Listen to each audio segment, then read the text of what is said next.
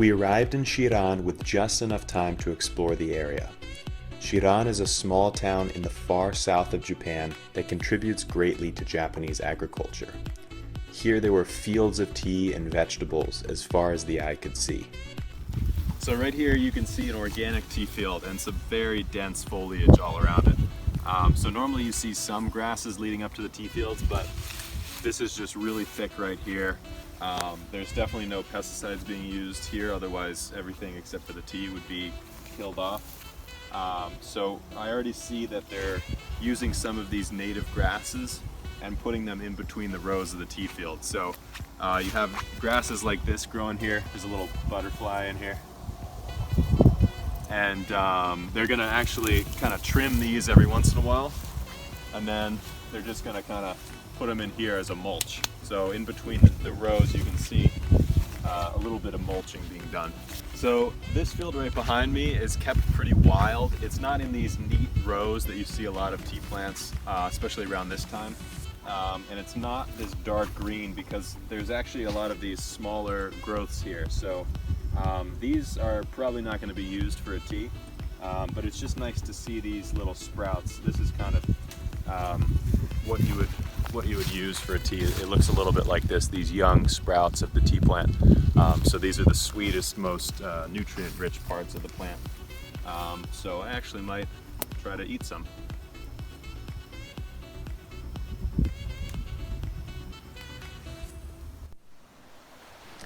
After seeing a few of the tea fields in this area, we decided to make the most out of the last few moments of daylight. We were at the very tip of the southern island of Japan, and from this beach, you could get a glimpse of the volcano Kaimondake as the sun set. Also in this area was Lake Ikeda, a freshwater lake located right at the base of the volcano. This lake was actually quite a big tourist attraction, and although I was just a little bit too big for the playground, I gave it a try anyways.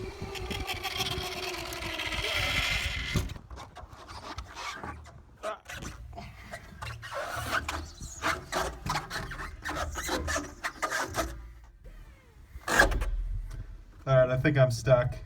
Agnese!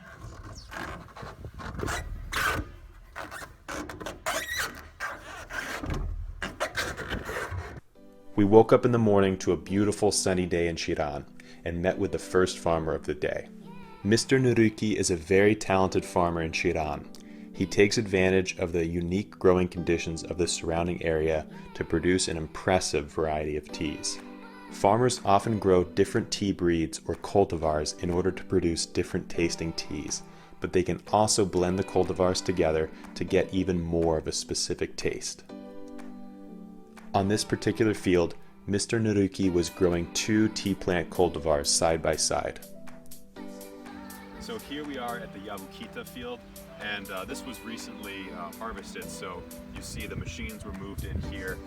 It's kind of like stomped the ground flat. So we come over here to the Asanoka field.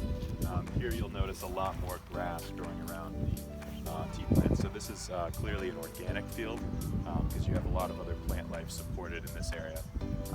So this is the Asanoka, a tea that we use in a couple of our products. And you can see there's like some fresh cuts here as well. So Yabukita is over there and the Asanoka is right here. To see just how Mr. Naruki is able to successfully blend cultivars together, we visited his tasting room to try a few of his blended teas. So here we are tasting the Nohana Sencha here in Chiran. And now this is a blend of a bunch of different cultivars. They kind of take the best aspects of each and make it into a very well balanced tea. So I'm getting a lot of complexity here. For example, they use Yabukita for that little grassiness that they like in a sencha, and the Asatsuyu to get the nice color for the sencha. After just a quick farm visit and tea tasting, we were already back on the road to visit the second farmer of the day, Mr. Kawaji. Mr. Kawaji is a master of Fukamushi, or deep steam teas. One of the main things that makes Japanese green tea unique is that it is steamed after being harvested.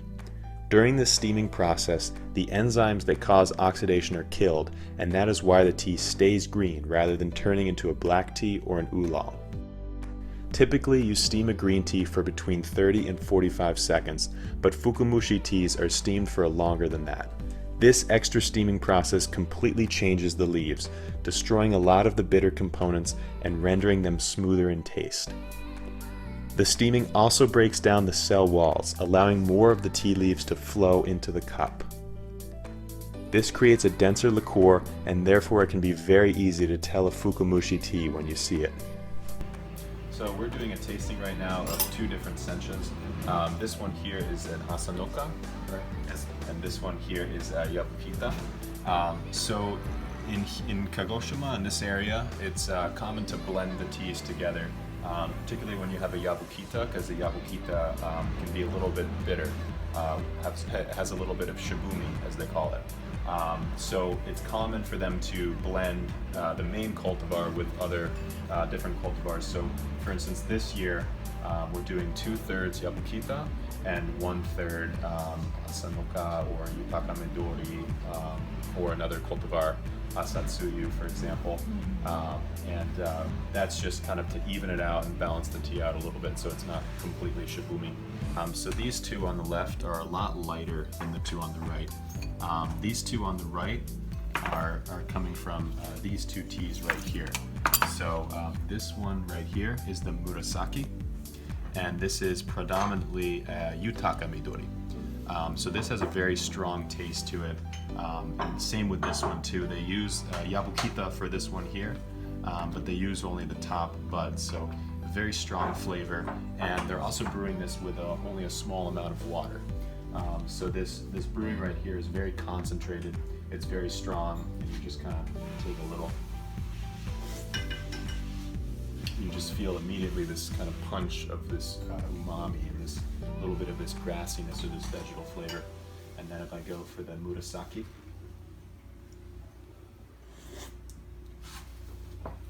it's a little bit smoother.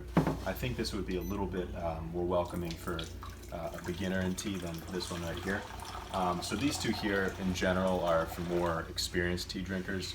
If you like the flavor of Japanese green tea, I think you'll probably prefer these ones. But it can be a little bit powerful for someone who's kind of more of a beginner in tea. After tasting a few of the Fukamushi teas, we wanted to see how they were produced. We drove over to the nearby tea fields to see all the work that went into growing these delicious Fukamushi senchas. So we are here right now at an Asanoka field, and what we were just told by the farmer was that, you know, these two fields right here are completely organic, and sometimes that can be a challenge to deal with the bugs, but in this case, the circle of life takes care of that, because the larger bugs are eating the smaller bugs, and then the birds are eating the larger bugs. So normally, you know, having insects on this field is not much of a problem, because they kind of get sorted out naturally. So, you know, the pesticides are not needed in this case. What we were just told was that it actually rains a lot in this area. So all this rainfall is actually very good for the plants, and it's a very mild climate here in Kagoshima. So that's conducive to, you know, growing a larger quantity of leaves. And basically we're heading into a resting period for the tea plant. So December, January, and February, the tea plant's going to rest. And this is important to build up a lot of sprouts in the springtime. So when it comes time to harvest the tea plant, the sprouts are going to be plentiful and healthy for the harvest. After traveling all throughout Japan in search of tea, we really learned a lot about the story of this magical drink. In Tokyo, we learned that even in a fast-paced urban environment, there is still a place for something as special as tea. Tea is more than just a drink. It's a moment to share with friends or to enjoy peacefully by yourself. This is something people will always make time for, even in one of the largest cities on earth. In Shizuoka, we learned how families are able to make a living from tea without compromising their values.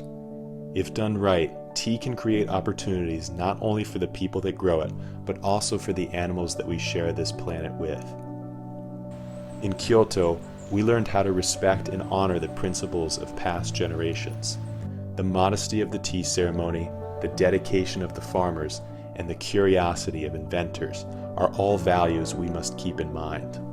In the south of Japan, we learned how modern tea farmers are constantly improving their methods to create the best quality tea. The next chapter is up to us. After all the effort that goes into producing tea, the least we can do is put some effort into choosing it. Finding the best quality tea in Japan doesn't have to be difficult, but it can be rewarding. By supporting small organic family farms, not only are you getting the best quality product, but you are also helping ensure that there is a bright future for this incredible industry.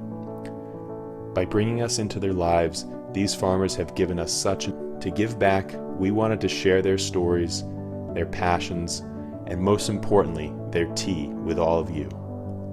If you're interested in joining our quest to find the best organic tea in Japan, please check out neoteas.com for more information. Together, we believe that we can make a difference by doing things the right way.